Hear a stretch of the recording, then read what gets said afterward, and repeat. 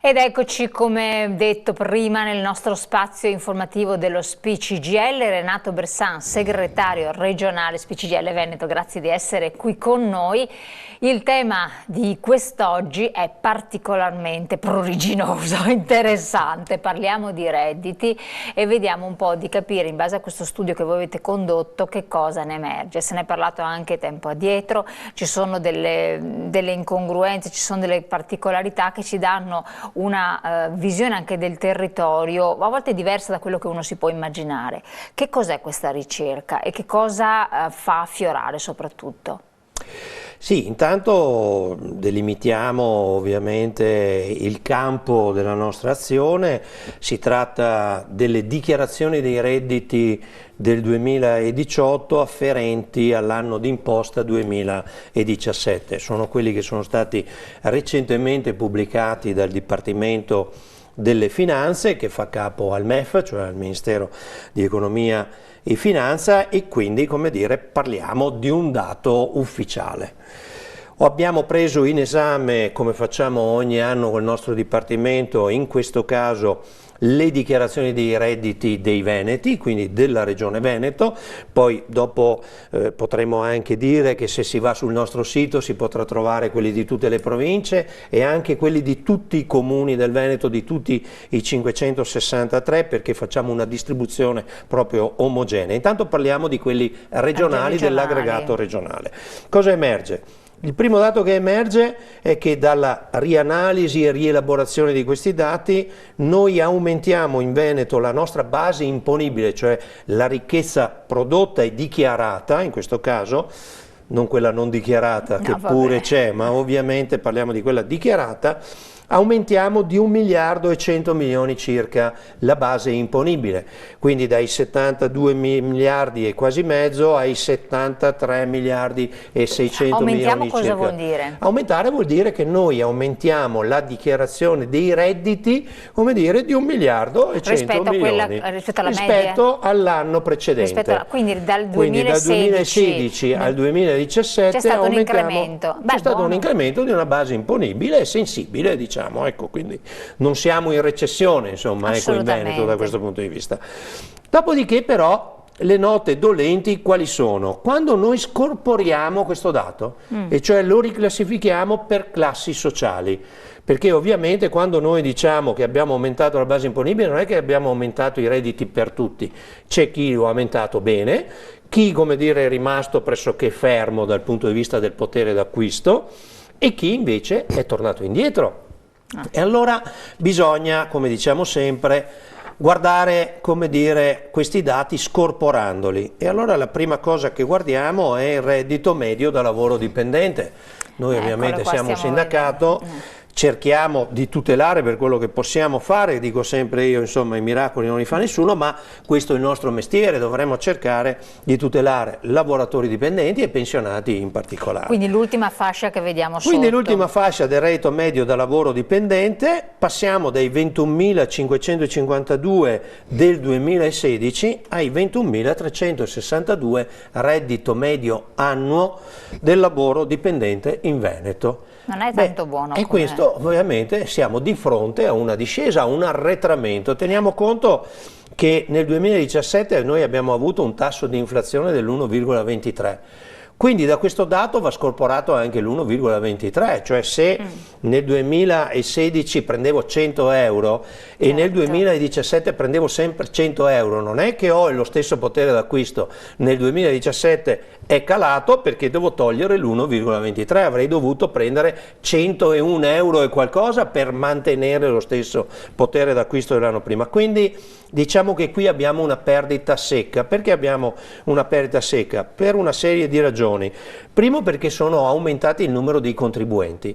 Quindi il numero di contribuenti da lavoro dipendente è aumentato. Cioè, quindi vuol dire che sono più persone che hanno più persone che si dividono la massa reddituale da lavoro dipendente. Quindi se il lato positivo è che ci sono state più assunzioni a un certo punto, quindi meno disoccupati. Abbiamo più lavoratori che dichiarano. Però in proporzione si dividono una massa, come dire, che non è aumentata. quella massa monetaria, quella ricchezza reddituale non è aumentata, se la dividono tra più soggetti. E questa cosa ovviamente determina un calo medio. Ovviamente non per tutti, perché? Perché anche qui dentro, che noi siamo andati a scorporare, adesso non abbiamo mostrato, ma bisogna distinguere tra quelli che sono i contratti a tempo indeterminato e i contratti precari. Noi abbiamo un effetto di questo tipo: da una parte escono, come dire, vanno in quiescenza, cioè in pensione, lavoratori maturi, diciamo, lavoratori che hanno 41, 42, 43 anni di contributi e avevano anche un reddito magari da lavoro dipendente di un certo tipo, avevano maturato, come dire, tutta la loro professionalità, i scatti di anzianità, eccetera, i premi e così via, e quindi erano usciti con un certo reddito. Chi sono entrati? Sono entrati, come dire, lavoratori più giovani che entrano con un ingresso salariale molto più basso, ma soprattutto entrano con forme di lavoro precarie. E quando entrano con forme di lavoro precarie noi siamo di fronte a una discontinuità salariale, perché non lavorano tutto l'anno. Molto spesso i precari, quindi si abbassa per forza. Questo genera anche il problema, come dire, della discontinuità contributiva, e quindi genererà nel tempo, se non mettiamo mano a questo problema, anche un problema pensionistico futuro. Ma restiamo ai redditi, quindi questa cosa qui, diciamo, porta a un abbassamento del reddito medio da lavoro dipendente, penalizza in particolar modo i giovani, ma spesso, ormai sempre più spesso, anche i meno giovani, perché quando perdono un posto di lavoro per trovarlo, come dire, anche i meno giovani fanno più fatica a trovarlo, e se lo trovano a condizioni svantaggiose rispetto allo status che avevano precedentemente. Quindi diciamo che questo dato per noi è un dato preoccupante, ma non è solo un dato preoccupante per noi, e vorrei anche sottolineare che è un dato preoccupante per l'economia in generale. Cioè, se noi abbiamo milioni di persone che perdono potere d'acquisto, vuol dire che noi non teniamo sulla domanda interna. Se non torniamo sulla domanda interna, vuol dire che non muoviamo i consumi. Se non muoviamo i consumi, per un paese, per una regione come la nostra, che in qualche modo, insomma, la parte maggiore della ricchezza che si misura attraverso il prodotto interno lordo si fa sulla domanda interna, non tanto sulla domanda estera, che pure incide, ma incide maggiormente la domanda interna, non teniamo sui consumi, noi siamo in una fase di stagnazione, ed è quella che stiamo vivendo nel nostro paese, un po' meglio il Veneto, ma certamente, come dire, soffriamo, come dire, di un peso che arriva proprio da questi dati qua. E quindi questo è il primo step. Sarebbe interessante poi fare questa ricerca a livello nazionale, perché per capire anche le differenze regionali, nord-sud, eccetera, isole e quant'altro, però intanto c'è un lavorone qui. Esatto. Reddito medio da pensione, e questo è l'altro step, no? Reddito medio da pensione, in questo caso invece, come vediamo, c'è un sensibile aumento. Dovuto a che cosa? Maggiori pensionati hanno approfittato? Qui c'è un doppio effetto che va detto. Allora, il primo riguarda l'accordo che noi abbiamo fatto nel 2016 con il governo di allora. L'accordo che abbiamo fatto è stato l'accordo che ha prodotto cosa? Due cose fondamentali. Il primo, il recupero del potere d'acquisto rispetto agli anni precedenti, dove le pensioni erano state bloccate, come sappiamo, e quindi non erano sufficientemente perequate. Quindi lì abbiamo sbloccato quella situazione, e dal 2017, dal 1° gennaio 2017, e qui si vede l'effetto, come dire, sono state aumentate in maniera sensibile rispetto a quelli che erano gli effetti inflazionistici.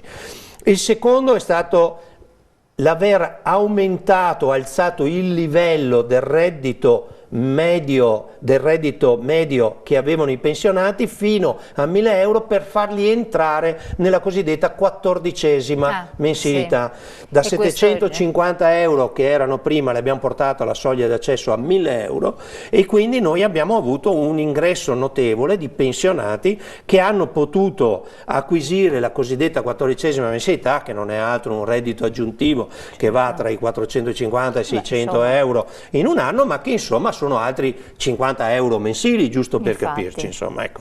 E quindi questo è stato il secondo effetto. Il terzo effetto, anche qui, in questo caso, è analogo a quello del lavoro dipendente. Escono, in questo caso non per andare in pensione, ma purtroppo si chiamano pensioni eliminate, sono i decessi, escono pensionati che erano pensionati da tanti anni e quindi avevano pensioni più basse, perché molti anni fa le pensioni i contributi erano più bassi, dopodiché si sono formate nel tempo pensioni ovviamente adeguate a quelli che erano i contributi e i livelli retributivi che erano decisamente un po' più bassi, ed entrano i nuovi pensionati. I nuovi pensionati arrivano con pensioni decisamente più alte rispetto a allora, e quindi anche questo effetto comporta un aumento, come dire, della pensione media. Quindi passiamo da un anno come il 2015 di 16.442 media a 17.062 del 2017. Ecco, qui va detto che si recupera non solo l'1,23 di inflazione, ma anche qualcosina in più. Quindi qui abbiamo un aumento vero della capacità e del potere d'acquisto di queste pensioni. Poi sappiamo che, come dire, non basta dire questo, anche questo andrebbe disaggregato, perché sappiamo che ad esempio il 50% dei pensionati anche in Veneto non arrivano a 1.000 euro, giusto per capirci. Ecco, bisogna sempre ricordarlo, giustamente. Reddito medio del lavoro autonomo, comunque in regione, è una regione dove ci sono tante partite IVA, ci sono tanti lavoratori autonomi, artigiani, tantissimi, eccetera. Quindi questi sono quelli che maggiormente hanno goduto di quell'aumento che abbiamo visto, di quel 1.100.000.000 di euro, e come si vede dai 47.000 del 2016 sono passati a 49.000, quindi questi hanno aumentato. Tra l'altro nel 2015, faccio notare, erano a 43.000. Infatti, in 2 anni hanno aumentato praticamente di quasi 6.000 euro, che diciamo non se la passano male, ecco, giusto per questo è perché anche per un aumento delle persone che lavorano autonomamente, perché qui c'è un aumento, come dire, anche qui c'è un aumento sensibile del numero di contribuenti, però qui c'è proprio un aumento della ricchezza. Qui c'è proprio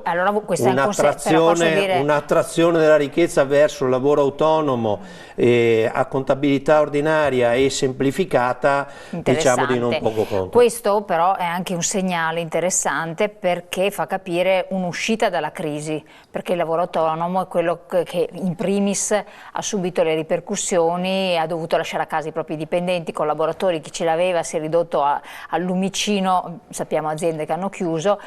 E quindi un lavoratore autonomo che un attimo si riprende, che magari ha bisogno di prendersi un collaboratore, eccetera, vuol dire un'economia che in qualche modo si rimuove, perché il lavoratore dipendente è quello che subisce le scosse. L'economia si muove per effetto perché vediamo, ripeto, che la base imponibile aumenta e quindi non diminuisce, abbiamo avuto anni in cui è diminuita la base imponibile, quindi quando aumenta è chiaro che l'economia sta crescendo.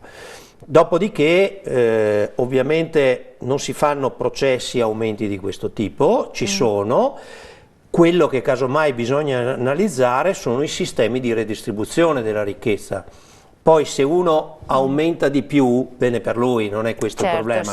Il problema vero noi ce l'abbiamo, ripeto, sul lavoro dipendente. Quindi qui, come dire, va messo mano ai sistemi redistributivi.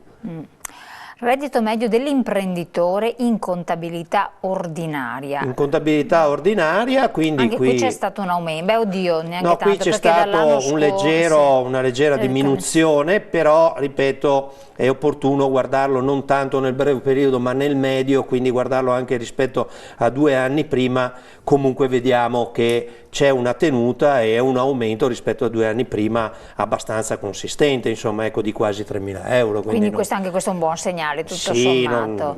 Non mi strapperei le vesti, voglio dire, ecco qui, insomma. Reddito medio dell'imprenditore in contabilità semplificata. Sì, le piccole imprese soprattutto, ecco, quindi anche queste aumentano, sono poco sopra al lavoro dipendente, e quindi noi su questo, diciamo, siccome abbiamo dati attraverso il nostro IRES, che è il nostro Istituto Ricerche Economie Sociali, dove ormai riusciamo ad avere misure molto attendibili anche sui livelli di evasione fiscale, cose che stiamo mettendo a disposizione anche degli amministratori locali. Sì, ce li abbiamo quei dati. Ecco, quindi quello che diciamo noi agli amministratori locali: firmate e fate l'accordo, quel patto anti-evasione con l'Agenzia delle Entrate. Quello famoso dei comuni. No? Quello dei comuni, perché non solo perché tutto quello che ricavate dall'evasione fiscale lo tenete nelle vostre casse il 100% per minimo 3 anni. Ma perché, insomma, c'è anche una cultura legata alla fedeltà fiscale che sarebbe opportuno allargare sempre più, perché i tassi di evasione cominciano a aumentare in maniera significativa. Reddito medio da partecipazione, ovvero? Partecipazioni societarie, quindi come dire soci che fanno parte anche ovviamente qui c'è stato di un società, aumento rilevante. e quindi quando dividono gli utili diciamo che dividono un buon utile, ecco. Perfetto, quindi anche questo è abbastanza interessante, direi.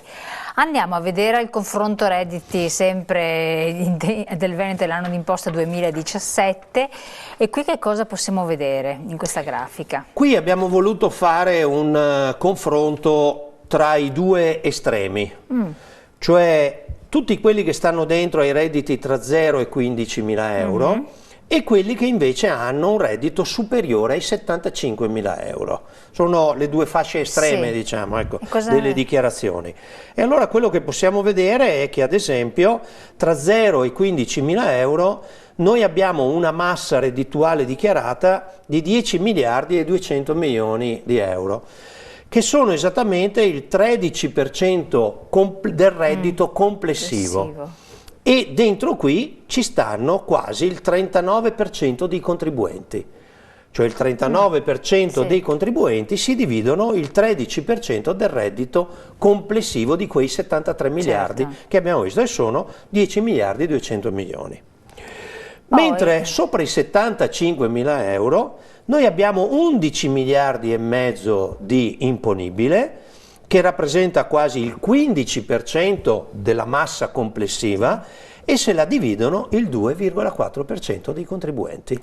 E quindi questo è la ritestimonianza che purtroppo questo è il problema vero, perché noi quando sentiamo la Banca Centrale Europea, la Banca d'Italia, l'Istat, eccetera, che da anni ci dicono attenzione perché la maggiore ricchezza prodotta si sposta sempre sui livelli alti e i livelli bassi continuano a perdere. Ecco, questa è la dimostrazione plastica che sta succedendo questa cosa qua, e qui entra in gioco, come dire, quelli che noi chiamiamo i sistemi distributivi, perché qui aumentano le disuguaglianze sociali, qui c'è un danno all'economia vera, ok? Alla fine, alla lunga, prima o dopo, come dire, soffrirai maggiormente, ma il sistema complessivo si soffrirà maggiormente. Ma c'è un problema di distribuzione. Come si fa la distribuzione? Si fa con 3 metodi sostanzialmente, ce ne sono tanti, ma 3 sono quelli principali. Il primo riguarda i rinnovi di contratti nazionali, quindi abbiamo aumentato la nostra ricchezza prodotta presso le nostre aziende, nel nostro comparto,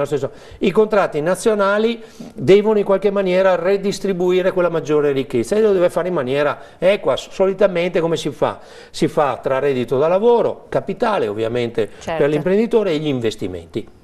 Ora noi sappiamo che una quota è stata ovviamente data a capitale, perché è giusto che sia così, è stata data una quota agli investimenti, perché dopo anni e anni che abbiamo avuto di difficoltà economica è chiaro che bisogna investire per uscire da questa difficoltà, è stato dato poco al reddito da lavoro dipendente. E quindi, quindi qua ci vuole un riequilibrio che bisogna fare con i contratti nazionali di lavoro. Il secondo sistema riguarda, come dire, l'aspetto tributario, cioè come imponi le tasse a questi redditi. Ecco, allora bisogna fare in modo, e lo diciamo spesso anche ai nostri amministratori locali, non si possono fare aliquote uniche. Molti sono ancora i comuni in Veneto che applicano l'aliquota unica e non esentano i redditi bassi. Allora bisogna fare la progressività, perché se tu applichi un'aliquota unica vuol dire che tratti tutti allo stesso modo, come se tutti fossero oltre i 75.000 euro, ma non è così. Quindi devi, come dire, caricare un'imposta progressiva in maniera tale che cerchi di chiedere poco a chi ha poco e chiedere di più a chi ha di più. Faccio presente che la Regione Veneto applica l'aliquota unica. Applica un'aliquota unica come se tutti avessimo la stessa ricchezza a disposizione.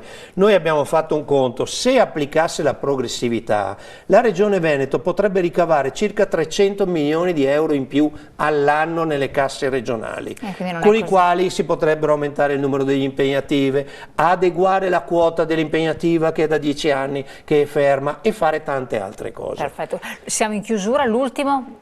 E l'ultimo riguarda la distribuzione del welfare, cioè come distribuire distribuisco i servizi sociali ai miei cittadini. Ci metto l'ISEE, non ci metto l'ISEE, ci metto la soglia di esenzione, non ce la metto? Ecco, quindi distribuire il welfare con queste attenzioni, quindi con l'ISEE, con le soglie di esenzione eccetera, vuol dire che cerchi di andare incontro e ridurre queste disuguaglianze sociali. Perfetto, siamo in chiusura. Ultimissima domanda, ma è doverosa. Super Ticket è stato abolito con la quota di 29.000 euro certo. Lordi. Lordi, sì, certo. Ecco, cosa ne pensate? Proprio così. Beh, un passo in avanti, è una di quelle cose che noi ovviamente sapete che stiamo chiedendo da molti anni, l'abolizione integrale del super ticket. La Regione ha fatto questo passo in avanti, ovviamente era auspicato da noi, ci auguriamo che nei prossimi incontri che avremo anche con la Regione, come dire, se ne facciano degli altri. Io lo ripeto, se la Regione il prossimo anno, anziché mantenere l'aliquota unica, fa una progressività adeguata, non come quella che fa l'Emilia, gli diciamo fate come quello che fa la Lombardia, che sono, come dire, amici e compagni di viaggio, fate quello che fanno in Lombardia e vedrete che recuperete centinaia di migliaia di euro per fare cose buone e giuste per i nostri cittadini. Renato Bressan, grazie mille. Grazie a voi e alla prossima. Non siamo riusciti ad andare sulle province singole, sui comuni, ma è un lavoro immenso. Comunque le diceva sul sito? Sul sito dello SPI del Veneto si trova tutto. Si trova tutto. Quindi per curiosità dateci un'occhiata che può essere interessante in base anche al territorio dove state, dove residiete. E io vi ringrazio naturalmente lo SPI CGIL di questo momento di approfondimento. Noi andiamo in pubblicità, dopo la pubblicità restate con noi, torniamo in studio con l'altro approfondimento invece.